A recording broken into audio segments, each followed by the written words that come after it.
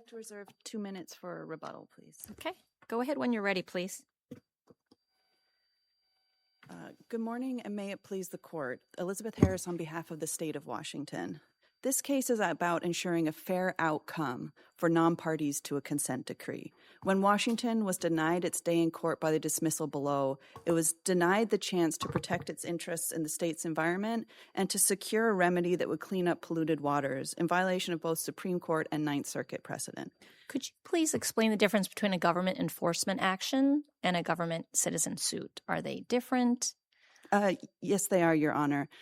Traditional government enforcement action would be done by the EPA or perhaps by a state agency with delegated authority. But what the state is doing here is a citizen suit, a separate route that's provided, and the state in this action is acting as any other citizen suit plaintiff would, whether it would be Okanagan Highlands Alliance or the Sierra Club or any other group. So if you conceded below, which you did, that Sierra Club would be precluded, then you should as well. Is that correct? I'm sorry, could you repeat the question? Below in the district court, state of Washington conceded that Sierra Club would be precluded. And if you stand in the shoes of the Sierra Club, then you would equally be precluded, correct? I disagree with that, Your Honor. That was about if the Sierra Club tried to file a suit after entry of the consent decree in this case.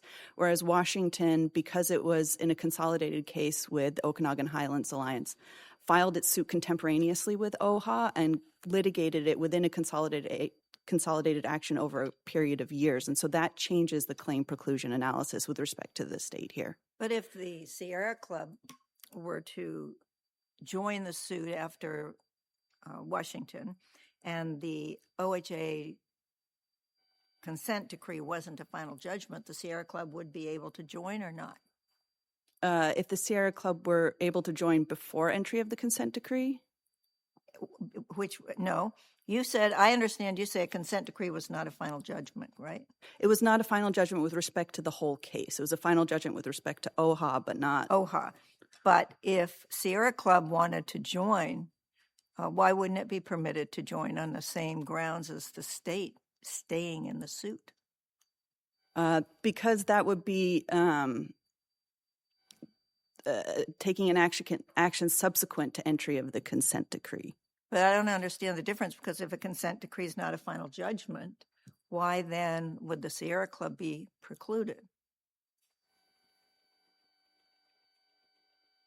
Because it was not part of the initial consolidated action that occurred before entry of the consent decree. I think that's the distinction here. And what's the best support you have for that?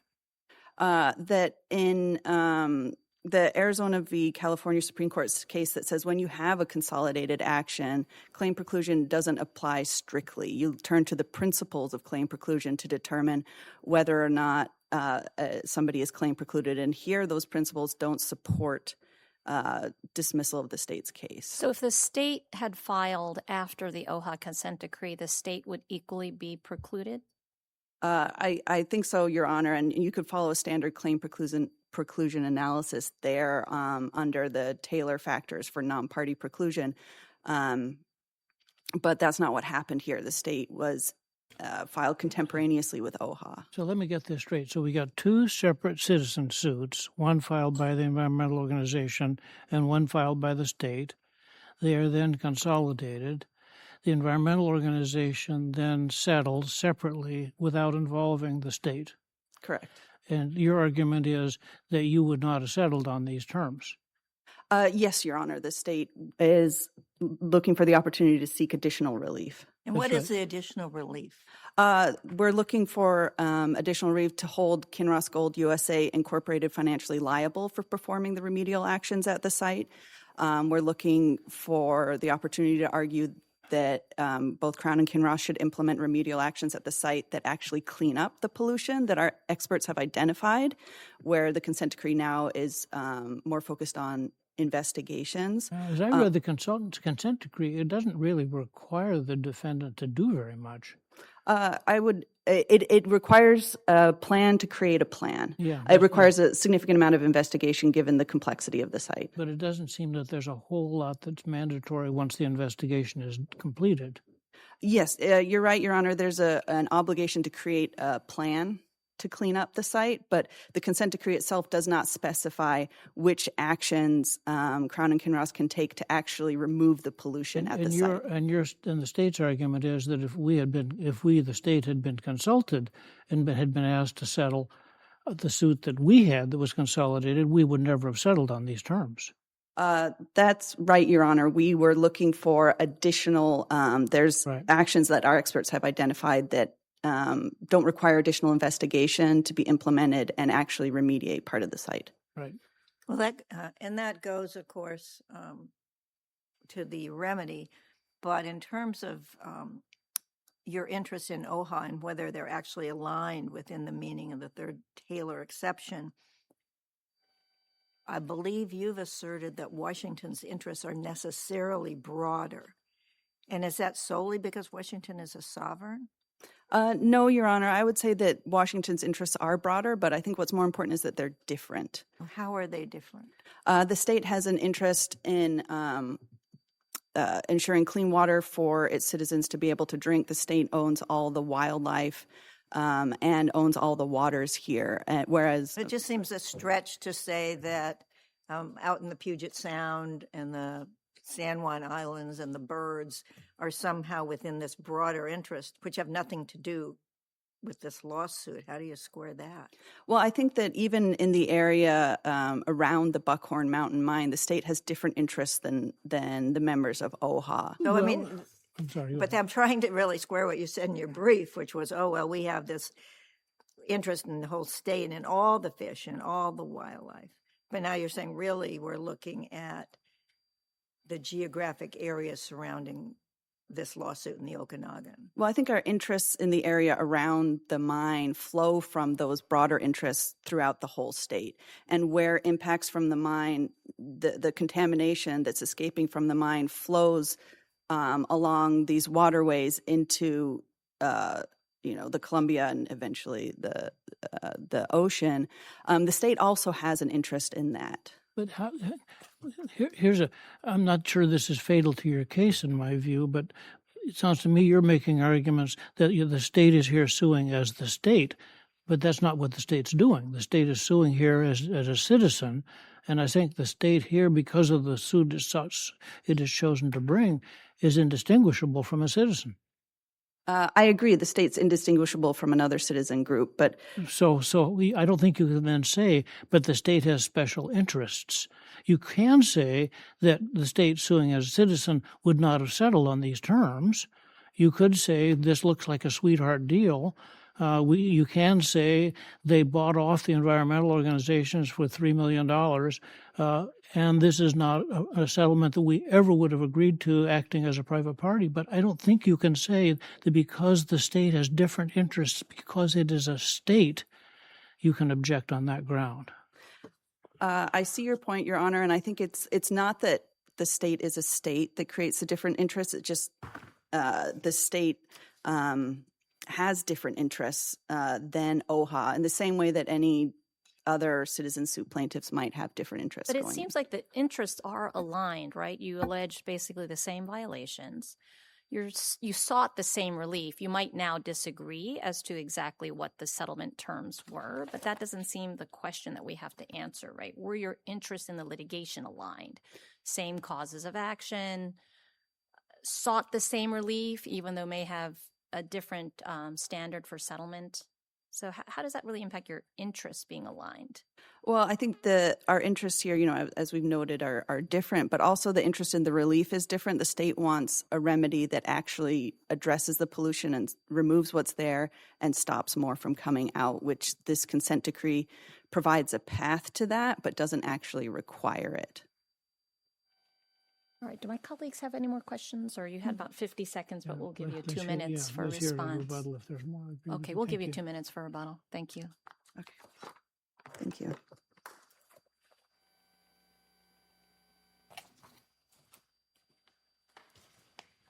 Good morning. District Court ruled that two citizen plaintiffs cannot obtain double recoveries for the same violations of the Clean Water Act. This common sense outcome is amply supported by the law, including that all three elements of claim preclusion are met here. First, the state asserted the same citizen suit claim for the same violations that OHA, the citizen group, did. Second, the consent decree is a final judgment with preclusive effect. And third, the state was in privity with OHA on this claim. Help me out with the privity, because it seems to me we've got different interests, comparing the interest of the environmental group that settled and the interest of the state that settled. They see that right in front of us, the state saying we would never have settled on these terms, even though this is, and I concede the point, this is a citizen suit rather than the state suing as the state. So how can we say they have the same interest when the state itself denies that? Well, the test is not whether the interests are the same. The test is whether the interests are aligned. And this court has held several times that the interest of a citizen bringing a suit under the Clean Water Act is to vindicate the public's interest. It's not an individualized interest. So let's start with that point.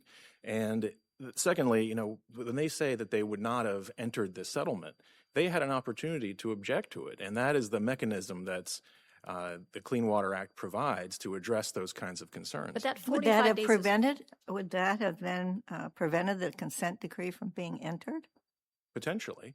I mean, this case had proceeded as a multiple plaintiff citizen case, which is the much more ordinary procedural posture. But you negotiated with the environmental group without alerting the state.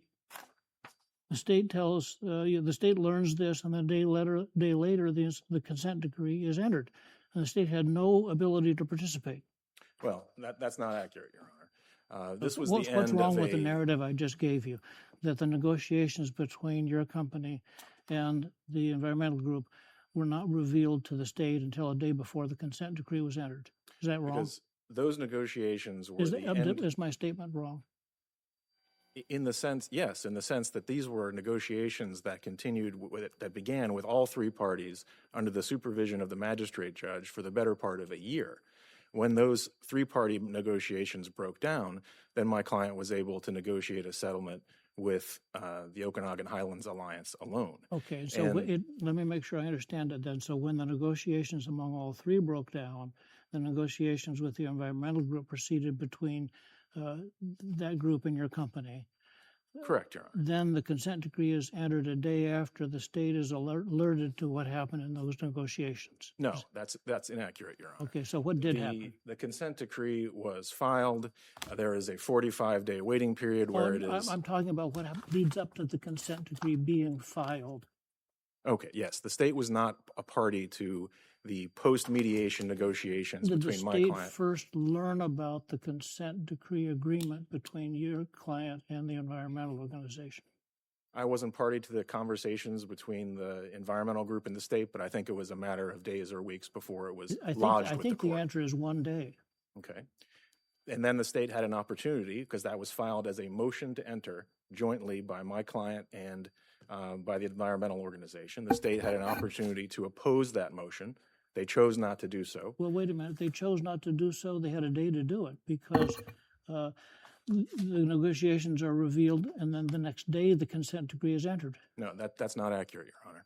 This was the consent decree was lodged. I think it is. I can go back and look, but I think that's Okay. I think that's the sequence. May I lay out the sequence? Please. The consent decree was lodged with the court with a joint motion to enter it by the environmental organization and by my clients. That triggered a 45-day waiting period where the consent decree was then reviewed by the United States Department of Justice and the EPA.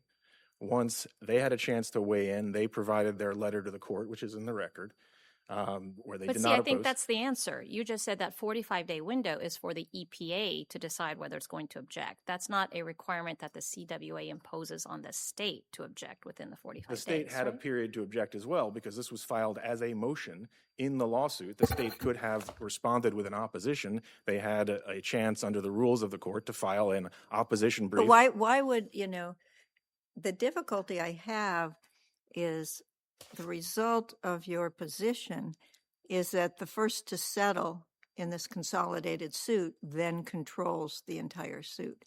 And that doesn't make sense to me. If you have, for example, an under-resourced plaintiff who says, we're at the end of our rope financially, or otherwise we're just going to settle with your company, why should that preclude the other parties, like the state here?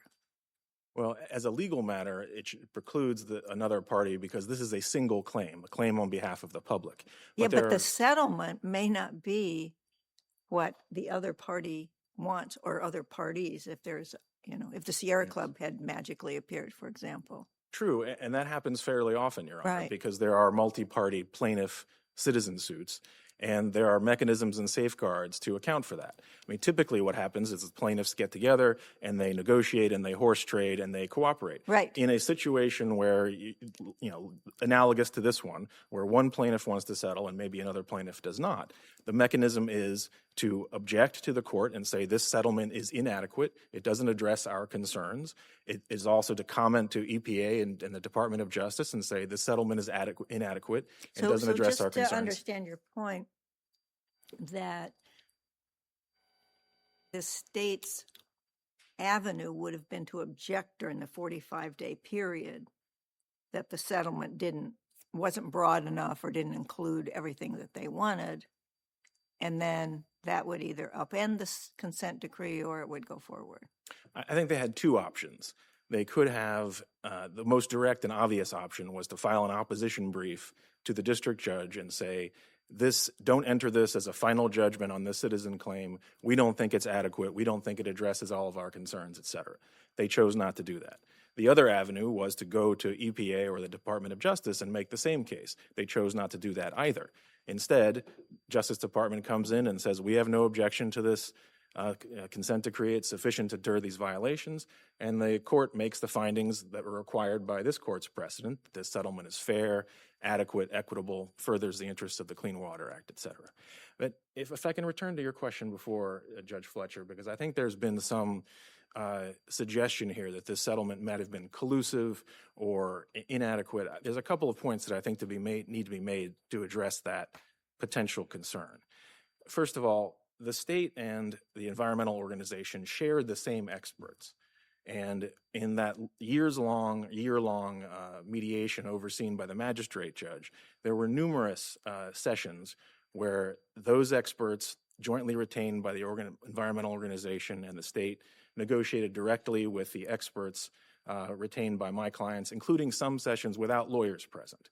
So this was not something that was done, without, input of the very experts they hired. That's the first point. The second point I think that is really important to understand is this is not a site where anyone can say, if you just do X, Y, and Z, these permit violations will stop tomorrow. These can't be ceased by flipping a switch or turning off a valve. These are end result requirements where the terms of this permit make my client the guarantor of water quality in surface waters and groundwaters around the site. So there's no overnight solution. It's not like we're refusing to do something that we could do to bring us into compliance. In fact, nobody has suggested at any time during this multi-year case, if you just do X, Y, and Z, everything will be fine. The fact is it may never be possible to comply with this permit fully because we're measuring some kinds of background constituents. We're measuring impacts of historical mines that are off our property. There is no magic fix here, and that's why the consent decree starts with a very robust multi-year investigation to try to find out if there is, in fact, other things that can be done at the site. And the only two things that have ever been proposed, which is I think what Ms. Harris was referring to when she was standing at the podium, are remedies off of our property, which is outside the scope of the Clean Water Act. But even those, if we were to do those things, they would address a very limited subset of the exceedances at issue here. Let me ask you a question about the sixth Taylor exception. Do you concede that the statutory scheme doesn't expressly foreclose successive litigation by non-litigants? Well, it expressly forecloses. Well, give me the specific language in the CWA that explicitly forecloses. Okay. It expressly forecloses a citizen suit after an enforcement action is filed. Are you citing those two cases, the Milwaukee Rivers and the Green Forest, or what are you relying on for that? If you're going to rely on a specific statutory section, I would ask you to please cite Sure. the statute. So To answer your question directly, 33 U.S.C. 1365, subpart B, is the diligent prosecution section, and that expressly forecloses a citizen suit after an enforcement action. After a has been- government enforcement action. Correct. Okay, but you would Correct. agree that here, where you have two citizen suits, the diligent prosecution bar doesn't expressly cover that situation. That's right? right, Your Honor. There Okay. is not an explicit statutory bar that says two citizen suits can't be Okay. asserted. And the way I read Taylor, it does require an express statutory bar. You agree with that?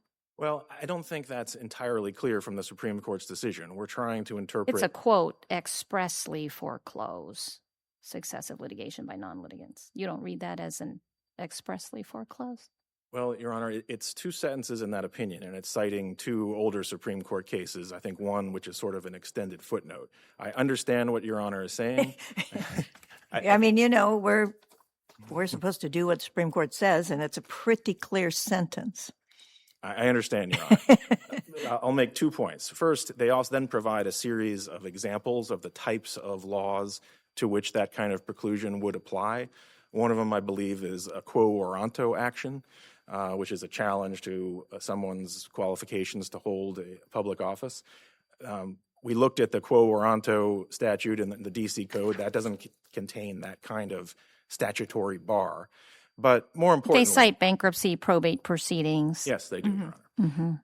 More importantly, though, I think it's to keep in mind here, the district court found two exceptions, two of the Taylor exceptions to non-party preclusion to apply. And adequate representation is clearly a narrower ground that you could affirm the district court on. And So you that is agree just that an open and shut case. the sixth one is weaker, right? Yes, Your Honor, it Okay. is. It is. There are very few cases that have applied that, and adequate representation. I mean, this is kind of that exception here fits like a glove. And if Your Honor would like, I can move into adequate representation. No, you're way over time. You're 2 minutes and 17 seconds over time. So unless my colleagues have any more questions, I'm going to thank you and go to rebuttal. Okay. Thank you Thank very you. much.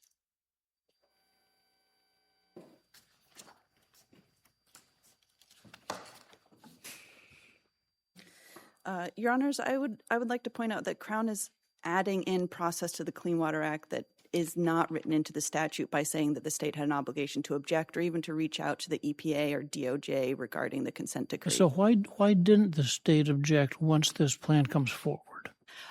Because there was no need. The state's case is not precluded under Ninth Circuit or Supreme Court case law of claim preclusion. I mean, that's a pretty risky proposition. We got a consent decree in a case with the same claim, and then the state says, oh, well, we read all the privity cases differently, so we're not even going to raise a peep in the district court. It just doesn't ring true in terms of litigation process. So basically you're saying, well, we didn't have to, so we didn't. Is that the answer? That's true, Your Honor. The Clean Water Act says that citizen suit plaintiffs bring these cases on their own behalf. OHA settled its case with Crown and Kinross, and the state understood that it would have the opportunity to continue to prosecute its case because looking No, at if I were the state's lawyer, and I'm not, and you weren't at that exact point, you would have said, we object to the settlement, or we think there are different remedies, but we don't feel that we have to do it in the 45-day process. But instead, the state said nothing. That just seems so odd to me. Maybe when was the first time the state raised its hand and said, oh, you know, there's a problem? after Crown and Kinross mentioned that they were going to move against the state to dismiss its case under claim preclusion principles. That was the first time we heard that the defendants intended to take this process, which wasn't clear from the face of the consent decree, which shows no intent on its face to preclude the state's case. It doesn't mention the state's case or claim precluding the state's case. The cases were consolidated. Were they consolidated simply for convenience? Were they put under the same case number? I mean, what was the nature of the consolidation in the district court? The nature of the consolidation is that they were consolidated under one case number, and we continued to litigate under that one case number for a number of years. Mm-hmm. But were they two separate cases, even though handled administratively as a consolidated case? I'm trying to figure out whether or not you were, whether we had one case or two cases. Well, Your Honor, I think that the case law in the Ninth Circuit doesn't fully address that here, and the order from the court below didn't lay out for what purposes the cases were consolidated or merged and for what purposes they stayed separate. But the point of consolidation is to merge two cases together for at least some purposes, even if they do retain their separate identity. Have the same trial date. Yes. I see. Did you have a pretrial order at that point? Yes.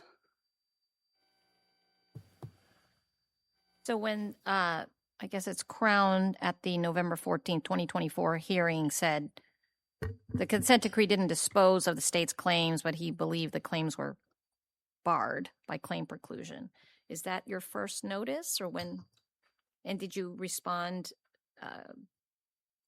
quickly after hearing that or what was The first time we heard about this was actually in an email exchange with the court, and then we had that hearing with the district court judge about this. At which point the court directed Crown and Kinross to file a motion on this, and the state objected to the argument with the court in the status conference, but understood that there would be briefing on the issue where it would be addressed fully. Let me see if my colleagues don't have any more questions and you're over time. So thank you.